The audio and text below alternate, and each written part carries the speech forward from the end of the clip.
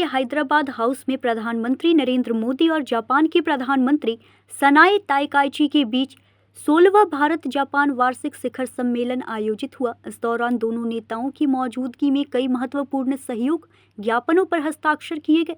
प्रधानमंत्री मोदी ने सनाए ताइकाइची का स्वागत करते हुए उन्हें अपनी खूबसूरत छोटी बहन बताया और भारत जापान संबंधों को भरोसे और साझा मूल्यों पर आधारित विशेष रणनीतिक साझेदारी करार दिया।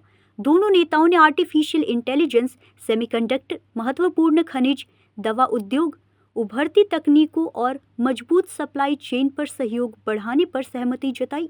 एआई के क्षेत्र में संयुक्त बयान भी जारी किया गया, जबकि रक्षा क्षेत्र में भारत और जापान की पहली सह विकास परियोजना पर समझौता हुआ।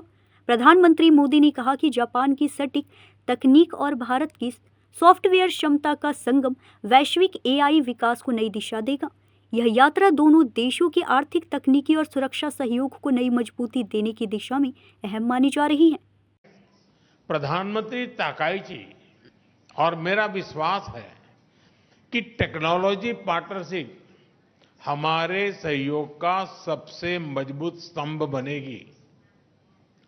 इसी विजन को साकार करने के लिए आज एआई के क्षेत्र में हमने जॉइंट स्टेटमेंट भी जारी किया है।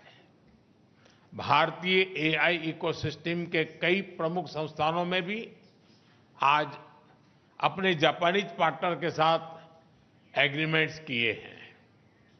जापान की प्रिसिजन टेक्नोलॉजी और भारत की सॉफ्टवेयर क्षमता, इसका संगम वैश्विक एआई विकास को नई गति और शक्ति देगा।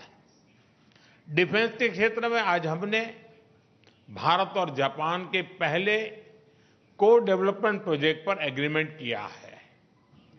नेवल रेडियो एंटेना यूनिकॉर्न का यह प्रोजेक्ट हमारी डिफेंस टेक्नोलॉजी पार्टनरशिप में एक नया अध्याय खोलेगा।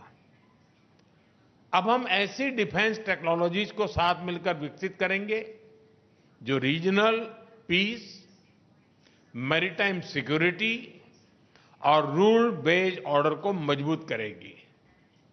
फार्मा, मेडिकल डिवाइसेस और बायोटेक में आज किए गए एग्रीमेंट से हम ग्लोबल हेल्थ सिक्योरिटी में भी योगदान देंगे। भारत का स्केल और जापान की क्वालिटी को जोड़कर हम अफोर्डेबल, रिलायबल और एडवांस हेल्थ सॉल्यूशंस दुनिया तक पहुंचाने के लिए काम करेंगे।